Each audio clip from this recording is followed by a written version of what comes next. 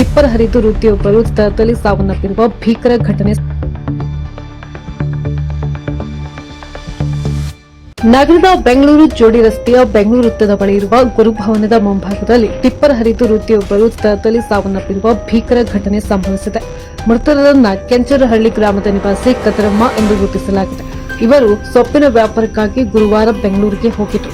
ಶುಕ್ರವಾರ ಮುಂಜಾನೆ ವ್ಯಾಪಾರ ಮುಗಿಸಿಕೊಂಡು ವಾಪಸ್ ಚಿಂತಾಮಣಿಗೆ ಬಸ್ ಮೂಲಕ ಬೆಂಗಳೂರು ವೃತ್ತಕ್ಕೆ ಬಂದಿದ್ದಾರೆ. ಇನ್ನು ತಮ್ಮ ಗ್ರಾಮಕ್ಕೆ ಹೋಗಲು ಮತ್ತೊಂದು ಬಸ್ ಹತ್ತಬೇಕಾದ್ದರಿಂದ ಅವರು ರಸ್ತೆ ದಾಟಲು ಗುರುಭವನದ ಮುಂಭಾಗದಿಂದ ಬಸ್ ಸ್ಟಾಪ್ ಕಡೆಗೆ ನಡೆದುಕೊಂಡು ಹೋಗ್ತಿದ್ರು. ಈ ಸಂದರ್ಭದಲ್ಲಿ ಚೇಳೂರು ರಸ್ತೆಯಿಂದ ಬೆಂಗಳೂರು ವೃತ್ತದ ಮೂಲಕ ಎಂಜಿ ರಸ್ತೆ ಕಡೆಗೆ ಹೋಗ್ತಿದ್ದ ಟಿಪ್ಪರ್ ಚಾಲಕ ಅತಿ ವೇಗ ಮತ್ತು ಅಜಾಗರೂಕತೆಯಿಂದ ಚಾಲನೆ ಮಾಡಿಕೊಂಡು ಬಂದು ವೃತ್ತಿಯ ಮೇಲೆ ಹರಿಸಿದ್ದಾನೆ.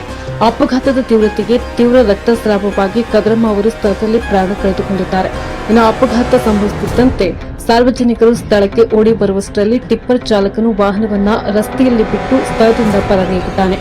ಘಟನಾ ಸ್ಥಳಕ್ಕೆ ಚಿಂತಾಮಣಿ ನಗರ ಠಾಣೆ ಪೊಲೀಸ್ ಇನ್ಸ್ಪೆಕ್ಟರ್ ವಿಜಯ್ ಕುಮಾರ್ ಅವರು ಭೇಟಿ ನೀಡಿ ಪರಿಶೀಲನೆ ನಡೆಸಿದ್ದಾರೆ. ಸದ್ಯ ಮೃತದೇಹವನ್ನ ಮರಣೋತ್ತರ ಪರೀಕ್ಷೆಗೆ ರವಾನಿಸಲಾಗಿದೆ. ವೃದ್ಧಿಯ ಕುಟುಂಬಸ್ಥರು ನೀಡಿದ ದೂರಿನ ಮೇರೆಗೆ ನಗರ ಪೊಲೀಸ್ ಠಾಣೆಯಲ್ಲಿ ಪ್ರಕರಣ ದಾಖಲಾಗಿದ್ದು, ತಲೆಮರೆಸಿಕೊಂಡಿರುವಂತಹ ಟಿಪ್ಪರ್ ಚಾಲಕನ ಪತ್ತೆಗಾಗಿ ಪೊಲೀಸರು ತನಿಖೆಯನ್ನ ಚುರುಕುಗೊಳಿಸಿದ್ದಾರೆ.